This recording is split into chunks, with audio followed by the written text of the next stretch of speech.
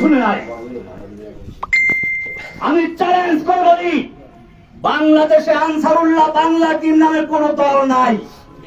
এটা শেখ হাসিনার তৈরি করা।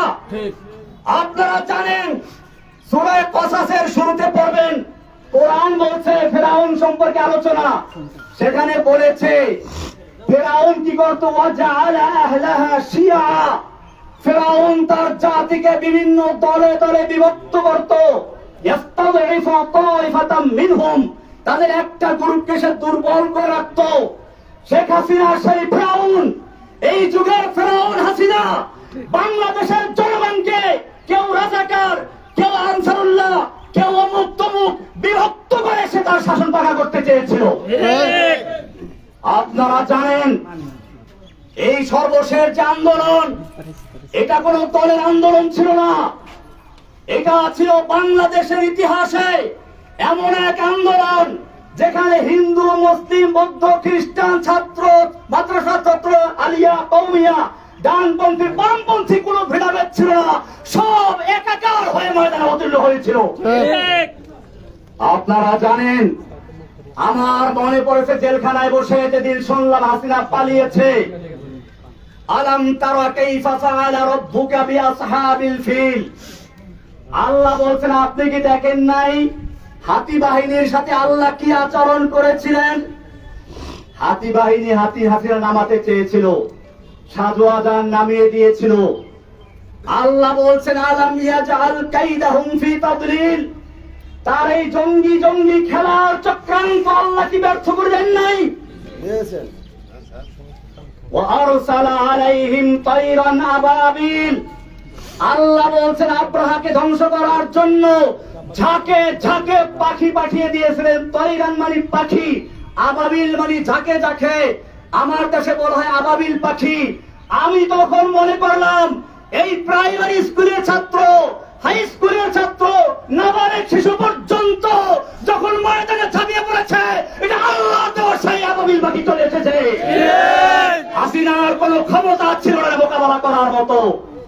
আমি ধন্যবাদ জানাই বাংলাদেশের সেনাবাহিনীকে সময় মতো পদক্ষেপ নেওয়ার জন্য, যে তারা কোন দলের আনুগত্য না করে বাংলাদেশের জনগণের পাশে দাঁড়িয়েছিল। আমি বাংলাদেশের পুলিশ ভাইদেরকে বলবো, আপনাদেরকে জোর করে ব্যবহার করেছে আমরা জানি, আপনাদের দোষ না। আমি সেজন্য আজকের এই মাধ্যমে সারা বাংলাদেশের মুসলিম অমুসলিম সমস্ত মানুষকে বলতে চাই, আপনারা কোনো ফাঁদে পা দিবেন না। এখন বড় কঠিন মুহূর্ত চলছে। আপনারা দেখেছেন ভারতের মিডিয়ায় প্রচার হচ্ছে বাংলাদেশে হিন্দুদের মন্দির জ্বালিয়ে দেওয়া হচ্ছে, হিন্দুর বাড়ি ঘরে আগুন লাগানো হচ্ছে, এই সমস্ত অপপ্রচার হচ্ছে। খবরদার, আমি আপনাদেরকে কঠোর ভাবে বলছি, কোন হিন্দুর উপরে আক্রমণ যেন না হয়, কোন মন্দিরকে আগুন দিতে না পারে, সেজন্য আপনাদেরকে অতন্ত্র প্রহরে পাহারা দিতে হবে ইনশাআল্লাহ। ভাইয়েরা আমার, আপনারা জানেন আমরা কোন বিশৃঙ্খলা পছন্দ করি না। আমরা চাই আল্লাহর নবী যেরকম ভাবে মক্কা বিজয়ের পরে যখন তার সামনে সাহাবায়ে কেরাম 10,000 উন্মুক্ত তরবারি নিয়ে বসে আছেন, একটা ইশারা করলে সব গর্দান বুলের যায় মক্কার কাফেরদের। মক্কার কাফেররা এসে হাজির হয়েছে সামনে। আল্লাহর নবী জিজ্ঞেস করেছিলেন, ওহে মক্কার কাফেররা, তোমরাই তো সেই লোকগুলো যারা আমাকে হত্যা করার জন্য ঘেরাও করেছিলে, তোমরাই তো সেই লোকগুলো যারা আমার বিলালকে উত্তপ্ত রৌদ্রে শুয়ে রেখে নিচে আঙ্গার দিয়ে উপরে পাথর চাপা দিয়ে রেখেছিলে, তোমরাই সেই লোকগুলো যারা সুমাইয়া রাদিয়াল্লাহু তাআলা আনহাকে লজ্জাস্থানে বর্ষা দিয়ে আঘাত করে হত্যা করেছিলে, তোমরাই সেই লোকগুলো। আমি সে কথাই বলছি যা আমার ভাই ইউসুফ আলাইহিস সালাম বলেছিলেন তার ভাইদেরকে নাগালে পাওয়ার পরে। আল্লাহর নবী বললেন, লা তাসরিবা আলাইকুমুল ইয়াউম, আজকে তোমাদের বিরুদ্ধে আমাদের কোনো ক্ষোভ নাই, কোনো প্রতিশোধ নেওয়ার ইচ্ছে নেই। যাও, ইযহাবু আনতুম তালাকা, আমি তোমাদের সকলকে সমানভাবে আমভাবে ক্ষমা ঘোষণা করছি। বাংলাদেশে আন্দোলনরত ছাত্র জনতা মাদ্রাসার ছাত্র, স্কুল কলেজের ছাত্র, সাধারণ জনতা, আমি সকলের কাছে অনুরোধ করব, আল্লাহর নবীর এই মক্কা বিজয়ের ঘোষণাকে কেন্দ্র করে আমরা যেন এই বিগত দিনে যা হয়েছে সব ক্ষমা করে দিয়ে একসাথে একটা সুন্দর সমৃদ্ধ সাম্যের বাংলাদেশ গড়তে পারি। আমি একটা কথা না বললেই নয়, আপনারা অনেকে মনে করেন প্রচার হচ্ছে হিন্দুরা উত্তম। আমার এই জেল জীবনের আমি সর্বশেষ ঘটনা বলছি, সর্বশেষ আমি যেদিন কোর্টে যাই, একজন কারা পুলিশ টাকা তো আনি নাই, কোর্টে বসে উনি আরেকজনের কাছে টাকা ছিলেন, তাও নাই। শেষ পর্যন্ত নিজের পকেট থেকে টাকা খরচ করে আমাকে দুপুরে এক প্যাকেট বিরিয়ানি আর একটা 2 লিটারের পানি দিয়ে দেয়। হিন্দু প্রবীর, এটা সর্বশেষ যে কোর্টটা আমি করেছি সেই কোর্টের দিন। আপনাদেরকে আরো বলি, আমি যে জেলখানায় রয়েছি সেখানে চক্রান্ত হয়েছিল বড় ধরনের দাঙ্গা করানোর জন্য। আমি সকালবেলা থেকে পুরা জেলখানায় হ্যান্ড মাইক হাতে নিয়ে বলেছি, খবরদার কেউ কোনো বিশৃঙ্খলা করবেন না, বিশৃঙ্খলা করবেন না, আপনারা শান্ত থাকুন। আপনারা জানেন আমাকে রাখা হয়েছে হাই সিকিউরিটি জেলে। আমি হ্যান্ড মাইক দিয়ে সকালবেলা ঘুরে ঘুরে প্রত্যেকটা বিল্ডিং এর সামনে গিয়ে বলেছি, কেউ শৃঙ্খলা করবেন না, আমি আপনাদের জন্য মুক্ত হলে পরে আপনাদের জন্য মুক্তির ব্যবস্থা করবো ইনশাআল্লাহ। সবাই আমার কথা মেনে নিয়েছিল, কিন্তু কে বা কারা উস্কানি দিয়ে কিছু কয়েদিদেরকে লেলিয়ে দিয়েছে এখানে আক্রমণ করার জন্য, বিশেষ করে আমি যে বিল্ডিং গেছিলাম সেখানে আক্রমণ করার জন্য। কারণ কি?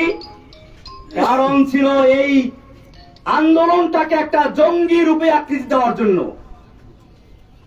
আমি গোয়েন্দা বিভাগের ভাইদেরকে বলবো, ঢাকার high security, Kashimpur high security জেলে পরিবেশ শান্ত হওয়ার পরে এই কয়েদিদেরকে লেলিয়ে দিয়েছিল কারা হাজুদের উপরে। যদি সেদিন আমি জীবনের ঝুঁকি নিয়ে বাধা না দিতাম তাহলে সেখানে কারবালার ময়দান হয়ে যেত। কারণ হাজুতেরা নামলে বড় ওই কয়েদিদেরকে খুঁজে পাওয়া যেত না। এই চক্রান্ত কারা করেছিল আপনাদের খুঁজে বের করতে হবে। এই চক্রান্ত শুধু জেলখানার ভিতরে না, আপনারা শুনুন, আমি যেই ব্লকে থাকি, অর্থাৎ ব্লক বলতে একসাথে 7টা রুম,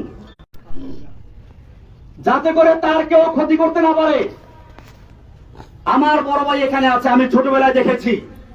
আমার বড় ভাই আছে এখানে, এদিকে মাস্টার সাহেব দিকে আমি বলি, বড় ভাই হিন্দুদের বরিষ্ঠ বন্ধু। আমি দেখেছি ছোটবেলাতে আমাদের পাশের গ্রাম বলে হিন্দু, এই হিন্দুরা ওনার সাথে কি সম্পর্ক আছে, বিপদ আপদে পড়লে দৌড়ে আসা এই বলিবার কাছে। এইভাবে আমরা পারিবারিক ভাবে, আমি ইন্ডিয়াতে পড়াশোনা করেছি, দেওবন্দের আর উল্লেখযোগ্য ছাত্র আমি দেওবন্দে পড়াশোনা করেছি। ইন্ডিয়াতে হিন্দুদের বিভিন্ন বাগানে গিয়ে ফল খেতাম। হিন্দু দাদারা আমাকে বলতো, খাওয়ালো খাওয়ালো ভাই, যেতে চাই খাওয়ালো, লেলা নেই, যত চাও খেয়ে নাও, নিতে পারবা না। এরকম আমি সেই সংস্কৃতির শিক্ষাপ্রাপ্ত লোক। আমাকে হাসিনা সরকার তার ব্যক্তিগত আক্রোশের কারণে সারা বাংলাদেশে নয় সারা বিশ্বে আমাকে জঙ্গি বলে চিহ্নিত করে একেবারে প্রচার করেছে। আমি আপনাদেরকে, সাংবাদিক ভাইদেরকে বলতে চাই, বাংলাদেশে আমি যখন বরগুনা এসেছিলাম, গ্রেপ্তার বরগুনাতে হয়েছিলাম, আমি বরগুনার বড় মসজিদ, কেন্দ্রীয় মসজিদ সদরঘাট, এই সদরঘাট মসজিদের খতিব ছিলাম। শুক্রবার দিন, জুমার দিন, ঈদের মতো, লোকসভার মতো বরগুনার কোন লোকে বলতে পারবে আমি কোন জঙ্গি জঙ্গি কর্মকাণ্ডের সাথে জড়িত ছিলাম? তাহলে আমাকে কেন এই পরিচয় করানো হলো? কারা করিয়েছে? আল্লাহ তারা ছাড়ে না। ইন্না বাদশা রব্বিকা লাশাদীদ। যেই অহংকারী, যেই ফিরআউন, যেই দাজ্জাল কয়েকদিন আগেও বলেছিল হাসিনা পালায় না, সে ব্যক্তি পালিয়ে গেছে। এটা আল্লাহর দেওয়া শিক্ষা। आए हसीना आए कौआ आए नानक आए जालिम जाबिर सुल्तान आए जितने जितने शैतान आए सबको हुई रुसवाई हासिल जाअल हक्कु व ज़ाक़ल बातिल इन्नल बातिला काना ज़हूक़ा। যুগে যুগে যত ফেরাউন দুনিয়ার আগমন করেছে, আল্লাহ একটু ঢিল দিয়ে দেখে কত দূর যেতে পারে। যখন তার যাওয়ার সীমানা অতিক্রম করে আল্লাহ এমন ভাবে ধরে, তখন তার পালিয়ে যাওয়ার জায়গা থাকে না। ইন্না বাদশা রাব্বিকা লাশাদীদ। নিশ্চয় আল্লাহ ধরা বড় কঠিন। ভাইয়েরা আমার, আমি অনেক কথা বলে ফেলেছি, আমার সর্বশেষ কথা এটাই, এই যে বিজয়টা হয়েছে, এই যে বাংলাদেশের স্বাধীনতা অর্জন হয়েছে নতুন করে, এই স্বাধীনতা অর্জনে যে সকল ছাত্র ভাইয়েরা, বিশেষ করে আবু সাইদ, সেই রংপুরের আবু সাইদ, যে ব্যক্তি নিজের বুকটাকে টান করে দিয়ে গুলির সামনে নিজেকে পেশ করে দিয়েছিল, আমার মনে পড়লো সেই ইংরেজ তার ইতিহাস, দারুল উলুম দেওবন্দের শাইখুল হাদিস হোসাইন আল-বাদানী রাহমাতুল্লাহি আলাইহি একবার ইংরেজের বিরুদ্ধে আন্দোলনে এক ময়দানে ভাষণ দেওয়ার কথা ছিল। দিল্লি লাল কেল্লার সামনে ইংরেজ সরকার ঘোষণা করেছিল দেখা মাত্র গুলি করতে হবে। মাওলানা মাদানী রাহমাতুল্লাহি আলাইহি সেই ইংরেজদের সামনে গিয়ে হাজির হয়ে বলেছিলেন, मैंने सुना है कि ये सफेद कुत्तों ने ऐलान कर दिया है कि जो उनके खिलाफ नारा लगाएगा उनको गुली कर दिया जाएगा, करो गुली। যে আমি শুনেছি এই সাদা কুকুরের দল ঘোষণা করেছে যে ব্যক্তি এখানে বক্তব্য রাখবে তাকে গুলি করা হবে। আমি মাদানী হাজির হয়েছি, করো গুলি। এই বলে যখন তিনি ধিক্কার দিয়েছিলেন, সমস্ত পুলিশের হাতের রাইফেল গুলো ঝরঝর করে পড়ে গিয়েছিল। সেই ইতিহাস আর একবার পুনরুজ্জীবিত করল আবু সাইদ, ফারহান ফাইয়াজ, এরকম আরো কত তাহমিদ, আরো কত ছেলেরা। আমি সেই ছেলেদেরকে আপনাদেরকে বলি, সেই আবরার নাম বললেন না, আবরার ফাহাদ, আমি বলতে এখন আর ভয় নাই, আগে ভয় পেতাম। আবরার ফাহাদের হত্যাকারী যারা, ওরা আমার পাশে একবার ছিল, এখন তাদের 5টা ছেলে পুরো কোরআনে হাফেজ হয়েছে। আপনি দেখলে বুঝবেন না যে তারা বইটের ছাত্র, তারা এখন মাদ্রাসার ছাত্র। আমি নিজেই কয়েকদিন আগে দেখছি একজনকে দেখা করতে আসছে। আমার ভাইয়েরা, এদেশের সন্তানদের দোষ না, পুলিশের দোষ না, আওয়ামী লীগ যুবলীগ ওই ছেলেদের দোষ না, দোষ হচ্ছে কিছু লিডারদের, কিছু নেতা নেত্রীর, যারা এদেশের যুবকদেরকে, এদেশের পুলিশদেরকে, এদেশের সৈন্যদেরকে নিজেদের স্বার্থে ব্যবহার করতে বাধ্য করে। আমি আমার বাংলাদেশের তরুণ ভাইদেরকে বলবো, তোমরা জীবন দিতে শিখেছো, ইনশাআল্লাহ যে জাতি জীবন দিতে শিখে সেই জাতিকে কেউ দাবিয়ে রাখতে পারে না। সব গরিজা হো গিয়া আখির, सब गुरीजा हो गया आखिर, जलवाए खुर्शीद से ई चमन मामूर होगा नगमाए तौहीद से। রাতের আধার কেটে যাবে পূর্ণিমার চাঁদের আলোকের ঝলকানিতে, এই জমিন আবার আবাদ হবে তাওহীদের আওয়াজে ইনশাআল্লাহ। ভাইয়েরা আমার, আমি আপনাদের কাছে দোয়া চাই, আল্লাহ যেন আমাকে এবং আমার সঙ্গে আরো যে ভাইয়েরা আছে সকল ভাইদের মুক্তি আল্লাহ তাআলা ত্বরান্বিত করেন, জোরে বলেন আমিন। আমরা জানাজা এসেছি আমার বড় বোনের মৃত্যু। আমার এই বড় বোন মূলত মায়ের মতোই, মায়ের আদর স্নেহ দিয়ে তিনি আমাদেরকে লালন পালন করেছেন। আমার এই বড় ভাইরা দুইজন আছেন, আপনারা জানেন এই দুই ভাই কৃষক, কিন্তু এই ভাই একজন আনন্দ ভাই, ফজিল ভাই কই, আর ইনি হলেন Abdul Jalil master, BSc BEd MA pass. আমার ছোট ভাইটা ছিল আবুল বাশার, সেমে পাস করা ছিল, কলেজে প্রফেসর ছিল। আমাদের এই সব ভাইগুলোকে ঈদের সময় আমরা একত্রে ছিলাম, আমাদের ভাই বোন আমরা সবাই অত্যন্ত আপন। আমাদের মধ্যে কোন রকমের কোন একটু মনোমালিন্য নাই। ঈদের সময় আমরা সবাই হাজির ছিলাম, আমাদের মেয়ে জামাইগুলো, আমাদের ভাইগুলো, ভাতিজাগুলো। আজকে কয়েকটা ভাতিজা এখন চিনতেও পারি না আমি, কারণ ওরা ছোট ছোট অবস্থা জেলে ঢুকেছিল। এই লোকগুলোকে জঙ্গি বানিয়ে দিল। এরপরে শুনলাম আরো কি হয়েছে, ওই যে পুলিশ বাবুল আক্তার, সে তার বউকে নিজে খুন করলো। সে বলল কি যে আমি জঙ্গি আঙ্গি করতাম, সেজন্য আমার উপরে জঙ্গির আক্রমণ করছে। এরপরে সারা বাংলাদেশে গ্রেফতার করলো। আবার সেই সময় আমার এই কৃষক দুই ভাইকে ক্ষেতের থেকে ধরে গ্রেফতার করলো। আমার এই ভাই জলিল মাস্টার বরগুনার একজন নাম করা হেডমাস্টার, আজকে কত 11 বছর পর্যন্ত মামলার কোন বিচার নাই। মামলার বিচার করবে কি? এই মামলা তো হাসিনার নির্দেশে হয়েছে, এই মামলার কোন এভিডেন্স নাই, সেজন্য মামলা জায়গায় রয়ে গেছে, আজ পর্যন্ত বিচার শুরুই হয় নাই। আমি আপনাদেরকে কথা বলে এই জন্য বললাম, আপনারা বরগুনার মানুষ, হয়তো আপনারাও মিডিয়ার কারণে, অপপ্রচারের কারণে বিশ্বাস করতে পারেন, মনে করতে পারেন কিনা যেন আছে। আসলে আমার এই ভাইগুলোকে আপনারা চিনেন। আমার ছোট ভাই ওই সময় বাড়ি ছিল না, সে বরিশাল কলেজে প্রফেসর ছিল। তাকে গুম করা হলো, 6 মাস পর্যন্ত নির্যাতন করা হলো। বলা হলো তুই খালি একটা কথা বল, জসিমউদ্দিন রহমানী আনসারুল্লাহ বাংলা টিমের প্রধান, তাহলে তোকে ছেড়ে দিব। আমার ছোট ভাই চরম নির্যাতনের শিকার হয়েছে। আমি যখন তাকে জেলে দিল, দেখলাম যে হাঁটতে পারে না একটা যুবক, টকবগে যুবক, কি হাস্যোজ্জ্বল হাসি খুশি একটা ছেলে, কিন্তু সে হাঁটতে পারছে না। এবং কিছুদিন পরে সে আল্লাহর রাস্তায় মারা গেল, শহীদ হয়ে গেছে। ভাইরা আমার, কি অপরাধ ছিল সে আবুল বাশারের, কি অপরাধ ছিল জলিল মাস্টারের, কি অপরাধ ছিল কি শাহ আইয়ুব খলিলের, কি অপরাধ ছিল সেই ছোট ছোট বাচ্চা, তো ওই যে ছেলেগুলো সব জেলে ছিল। এখন আমার সামনে সব বড়গুলো বড় হয়ে গেছে, হাতি যারা আমি চিনিও না রেখে। এই যে এটা জেলে ছিল, এ সিএনবি মসজিদের ইমাম, এ একটা জেলে ছিল। এরকম মানে এখন বড় হয়ে গেছে, আপনি দেখছেন। তখন একটা ছোট ছোট বাচ্চা ছিল, এই বাচ্চাগুলোকে ধরে জেলে ঢুকিয়েছে।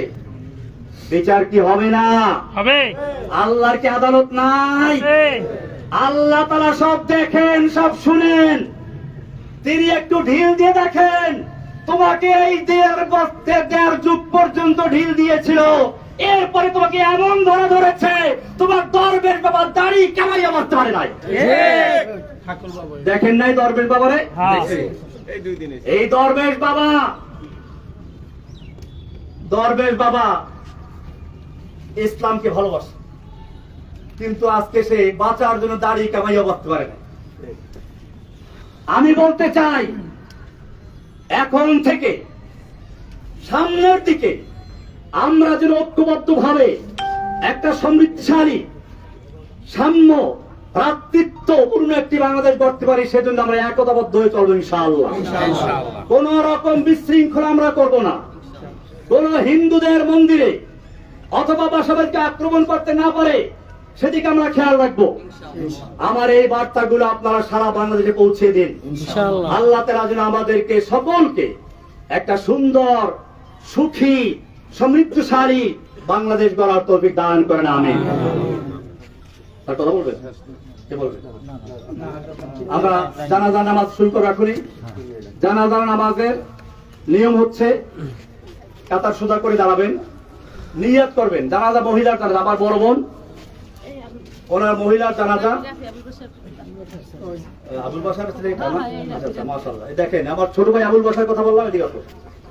একটা বাচ্চা অবস্থা দেখছিলাম, আমাকে বাসার সর্বশেষ বলেছিল যে আমার ছেলেটাকে আপনি দেখে রাখবেন, আলেম হতে পারে যেন, কিন্তু আমি তাকে আলেম বানাবো আমি নিজেই করতে পারি নাই। আল্লাহ তোমাকে কবুল করুন, আমিন। আল্লাহ তাআলা ওর জন্য দোয়া করবেন। আমার ছোট ভাই আবুল বাশার রহমাতুল্লাহি আলাইহি, তার অত্যন্ত আদরের সন্তান, সে আল্লাহর রাস্তায় জীবন দিয়েছে, সত্যের বদল থেকে যে তবু বাতিলের সামনে মাথা নত করে নাই। সে প্রমাণ করেছে সালাতের ইতিহাস, বাতিল সে দবনে ওয়ালে नहीं है आसमां हम सौ बार कर चुका है तो इम्तिहान हमारा। বাতিলের সামনে মাথা নত করতে পারি না। मर्द मोमिन बातिल से हरगिज खौफ खा सकता नहीं, सर झुका सकता नहीं, सर कटा सकता है, सर कटा सकता है लेकिन सर झुका सकता नहीं। ভাইয়েরা আমার, আমি কথা বলতে গেলে অনেক কথা নিছিলাম, অনেক কথা, আমি আর কথা বাড়াতে চাই না। জানাজার নামাজ শুরু করতেছি। 4 তাকবীরের সাথে ফরজে কিফায়ার নামাজ এই নামের পিছনে আদায় করছি। এই নিয়াতকে আল্লাহ আপনারা নিয়াত করবেন। এরপরে সুবহানাক আল্লাহুম্মা বলে নামাজে যেটা হয় এটাই করবেন, আর এক তাকবীর হবে। মহিলারা একটু দূরে থাকেন, মহিলারা জানাজার অংশগ্রহণ দরকার নেই। এরপরে মহিলারা দোয়া অংশগ্রহণ, আমরা শেষে জানাজার পরে যদি দোয়া হয় না, কিন্তু আমরা অন্য এই সাথে তো চলে যেতে হবে, পরে আমরা একটু দোয়া করি, সূরাটা পরে যেতে দাও। আর এরপরে দ্বিতীয় তাকবীরের পরে যারা জানাজার দোয়া আছে দোয়া পড়তে পারেন পড়বেন, না পড়তে পারলে আপনার সূরা ফাতিহা পড়বেন। সূরা ফাতিহা পড়ার কথা বেশি আছে হাদিসে, বুখারী হাদিসে বলা আছে আল্লাহ রাসূল সূরা ফাতিহা পড়তেন। কাজী সানা পড়ার পরে সূরা ফাতিহা পড়বেন। এরপরে দুরূদ শরীফ পড়ে চতুর্থ তাকবীর হবে। জানাজার পরে আর কোনো মোনাজাত হয় না। তো আমরা এখনই জানাজা শুরু করব, সবাই কাতার সোজা করে নিন।